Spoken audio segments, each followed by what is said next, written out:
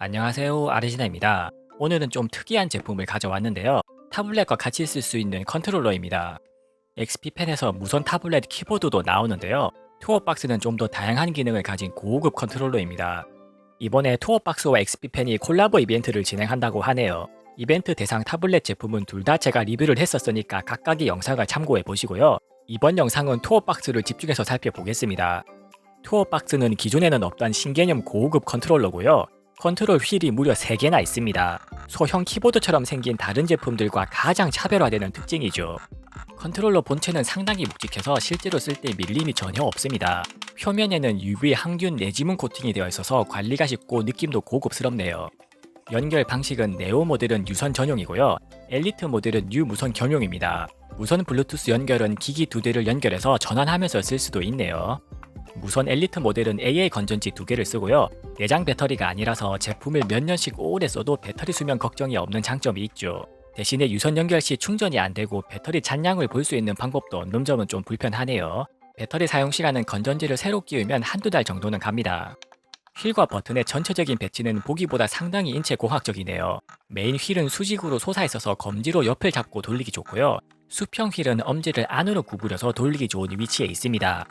그 외에도 대부분의 버튼들이 손목을 고정한 상태로 손가락만 움직여서 닿는 위치에 있네요. 특히 톨 버튼은 크기도 제일 크고 돌기도 있어서 위치를 촉각적으로 인식하기 쉽습니다. 버튼 모양이 다 제각각이라 버튼 수가 얼핏 보면 적어 보이는데요. 실제로는 휠들도 다 클릭이 돼서 버튼만 13개나 됩니다. 게다가 휠은 버튼과 조합해서 하나의 휠에만 기능을 10개나 할당할 수 있고요.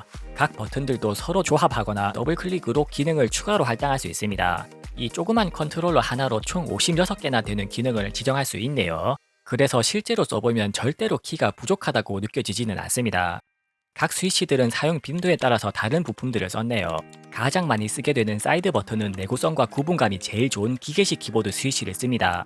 메인 버튼들은 마우스에서 쓰는 마이크로 스위치를 쓰고요. 사용 빈도가 적은 나머지 버튼들은 텍 스위치를 씁니다. 각 스위치별로 키를 누르는 느낌과 소리가 다 다르죠. 그래서 컨트롤러를 실제로 쓸 때 손맛이 상당히 좋고요. 내가 어떤 버튼을 눌렀는지 인식하기도 쉽습니다. 휠 설계 못지않게 버튼 설계에도 상당히 고민을 많이 한 흔적이 보이네요. 투어박스와 같이 쓸 타블렛도 잠깐 설명을 드리면요. XPpen 아티스트 24 FHD는 제가 바로 얼마 전에 리뷰를 했었죠. 아티스트 16 2세대는 리뷰한 지 좀 돼서 가볍게 짚고 넘어가겠습니다. XPpen 2세대 액정 타블렛들은 기존 EMR 방식보다 좀 더 개선된 X3 스마트 칩을 탑재했는데요. 자사의 기존 EMR 방식 모델들보다 최소 피랍 감지가 훨씬 민감해졌습니다. 펜 입력을 덜 줘도 입력이 되니까 더욱 세밀한 표현이 가능하죠. 여기에 8000단계 피랍과 60도 틸트까지 지원해서 프로분들이 쓰기에도 충분합니다. 디스플레이는 15.4인치 IPS 패널을 탑재했고요. 어도비 RGB 94% 광색역을 지원합니다. 그리고 XPpen 최신 제품답게 프로 모델이 아닌데도 풀 라미네이팅 처리까지 되어 있죠. 펜과 디스플레이의 기본적인 스펙은 프로급 성능을 가진 모델입니다. 제품이 얇고 가벼운 편이라서 스마트폰이나 노트북 연결해서 쓰기 좋죠. 최신 노트북은 C타입 케이블 하나만 연결하면 모니터 출력과 전원 공급까지 한 번에 다 돼서 간편하고요. 전원을 따로 연결해주면 스마트폰과도 연결해서 쓸 수 있습니다. 일반 PC에 연결할 때는 평범하게 3-in-1 케이블을 쓰면 되죠. 타블렛 자체 버튼은 한쪽에 10개를 수직으로 배치했는데요. 자체 다이얼은 없습니다. 아티스트 24 FHD는 아예 자체 버튼이 없죠. 이렇게 다이얼이 없는 타블렛들은 외장 컨트롤러와 같이 쓸 때 시너지가 큽니다. 화면의 인터페이스를 찍어서 조작하는 일이 줄어드는 만큼 작업 속도가 확실히 빨라지죠. 제가 그림 그릴 때 투어박스 설정을 예로 들면요. 메인 휠은 브러쉬 크기 조절용으로 씁니다. 수평 휠은 브러쉬 투명도 조절로 설정했고요. 세로 휠은 캔버스 확대 축소로 할당했습니다. 이 세 개의 휠은 설정하기에 따라 활용도가 무궁무진하죠. 예를 들면 영상 편집에서는 타임라인 이동이나 확대 축소 같은 용도로 쓸 수 있고요. 작업을 안 하는 평소에는 오디오 볼륨 조절이나 페이지 스크롤도 됩니다. 휠을 굴리면 촉각적인 피드백도 느껴지고요. 피드백은 아이폰 탭틱 엔진처럼 내장된 모터로 재현합니다. 무선 모델은 피드백 단계 설정도 가능하죠. 아니면 피드백을 아예 없애서 부드럽게 만들 수도 있습니다. 휠 설계만 봐도 이 제품이 왜 가격이 비쌀 수밖에 없는지 이해가 되네요. 제가 투어박스를 쓰면서 느낀 점은 이 제품을 잘 쓰려면 머리가 좀 좋아야 할 것 같습니다.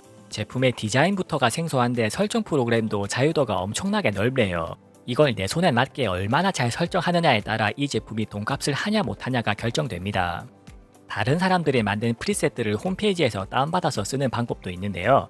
그것보다는 내가 프로그램을 쓰는 패턴에 맞게 처음부터 하나하나 세팅을 추가해가면서 쓰시기를 추천드립니다. 그렇게 내가 하나하나 설정해야 비로소 내 손에 딱 맞는 컨트롤러로 완성이 되죠.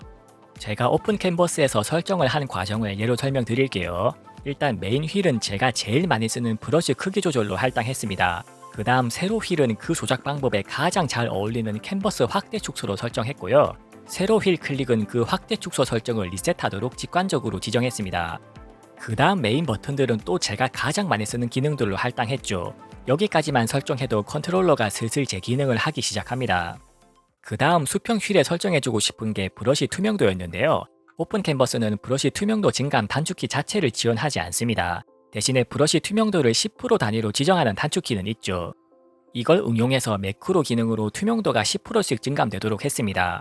매크로를 만들 때 그룹 기능을 활용하면 한 번 클릭할 때마다 매크로 그룹이 하나씩만 실행이 되고요. 매크로 그룹이 실행되는 순서가 거꾸로 가도록 지정할 수도 있습니다. 그리고 매크로 그룹 실행 순서가 양 끝단에 도달했을 때 루프 여부도 지정할 수 있고요.